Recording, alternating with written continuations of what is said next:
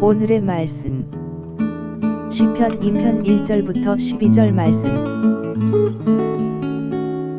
하나님 아버지, 수요일 이 아침도 주님의 은혜를 함함으로 주님 앞에 나갑니다. 이 시간에도 우리 모두에게 말씀을 통해 하나님의 음성을 들려주옵소서. 예수님의 이름으로 기도합니다. 아멘. 할렐루야. 성교의 성도 여러분, 오늘도 하나님의 은혜와 평강이 가득한 하루가 되시길 축복합니다. 오늘 우리에게 주시는 하나님의 말씀은 시편 2편 1절에서 12절 말씀입니다. 150편으로 구성된 시편은 1편과 2편이 시편 전체의 서론을 역할을 하며 복 있는 자, 즉 행복한 자가 어떤 삶을 살아가는지 말해주고 있습니다. 1편과 2편은 다른 시편과 달리 표제어가 없습니다. 시편 전체의 서론 역할을 하고 있는 것이죠.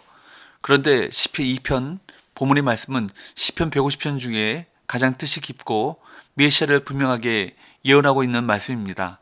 이 시편 2편은 세상 주권자, 통치자들의 교만과 포악, 그리고 자기들의 계획과 모의를 진리인 양 내세우는 그 허구와 불의에 대해서 정당한 비판을 하고 있습니다.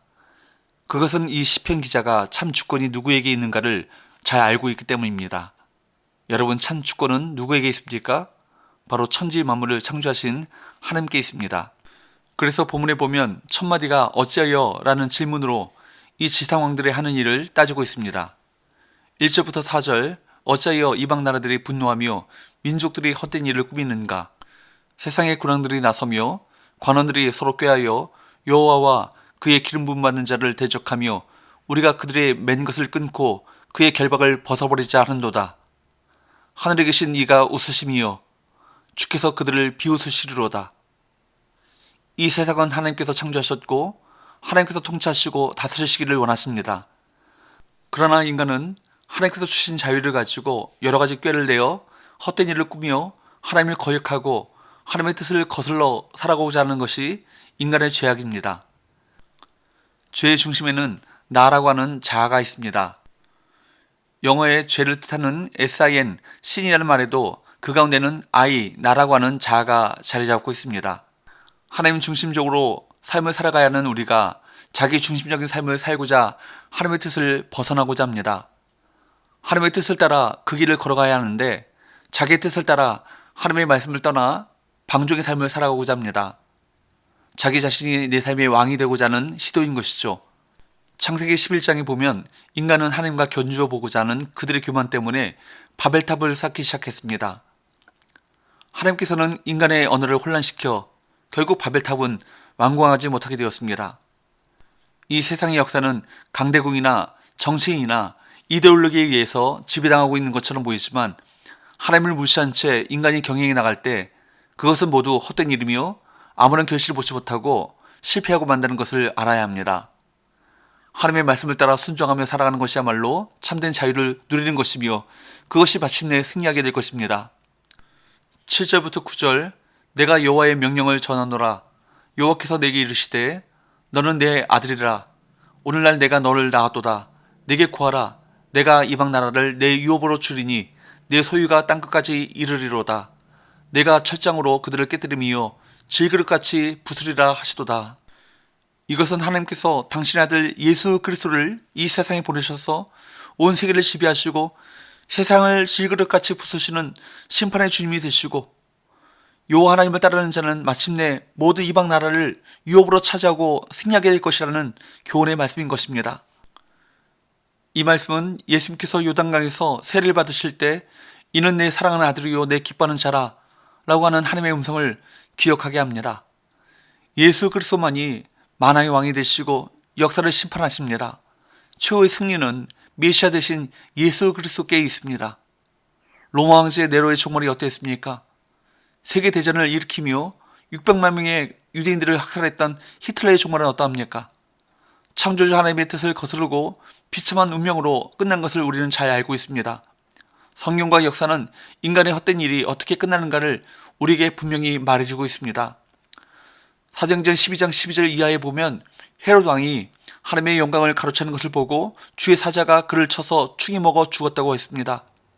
인간이 신 노릇을 하려고 할 때는 자기만을 경배하게 하고 다른 신을 섬기지 못하게 합니다. 결국 그러한 헛된 시도는 하나님의 비웃음을 살 뿐이고 멸망의 길로 갈 뿐입니다. 그러나 하나님의 나라의 왕 예수 그리스도를 우리의 왕으로 모시면 하나님께서는 우리로 하여금 최후 승리를 거두게 하십니다.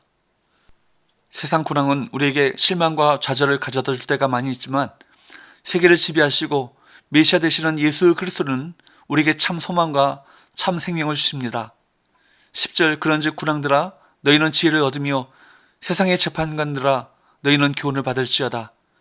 참된 지혜란 무엇입니까? 하나님의 뜻을 분별하는 것을 말합니다.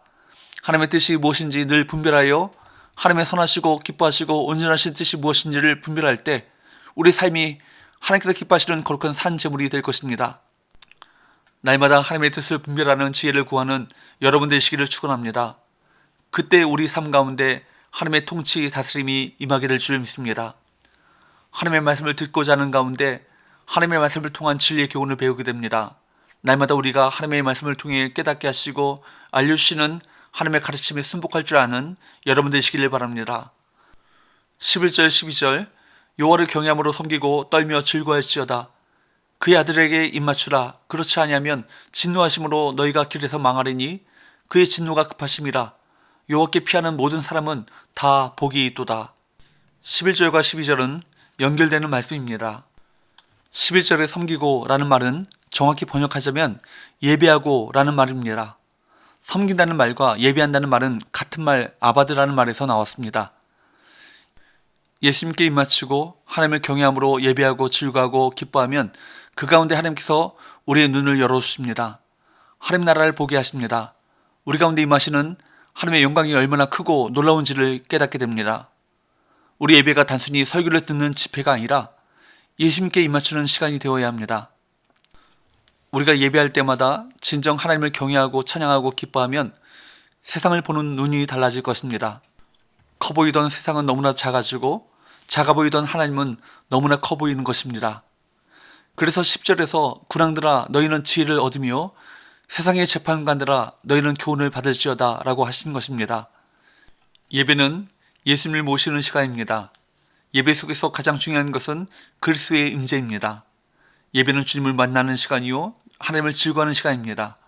예배 가운데 예수님의 임재를 경험하고 하나님을 찬양하고 경배하는 가운데 하나님의 영광을 경험하는 예배자는 세상을 넉넉히 이길 수 있습니다. 고난 가운데 있습니까? 문제의 한복판 가운데 있습니까? 그럴수록 하나님을 찬양하고 예배하시기를 축원합니다. 예배가 기적을 낳게 합니다. 예배 가운데 환경을 변화시키는 능력을 얻게 됩니다. 예배함으로 여호와께 피하는 자만이 복을 받습니다. 기도합시다. 하나님 아버지, 이 세상의 참된 통치권이 누구에게 있는지 알게 하시니 감사합니다. 만왕의 왕이시요 만주의 주이신 예수님은 하나님이 낳으신 그분의 아들이심을 고백합니다. 아들이신 예수님을 따르는 우리도 하나님의 자녀이기에 교만을 버리고 예수님을 섬기는 삶을 살게 하여 주옵소서. 주님께 피할 수 있음이 우리의 복임을 믿고 오직 주님만 따라 살게 하여 주옵소서. 예수님의 이름으로 기도합니다. 아멘.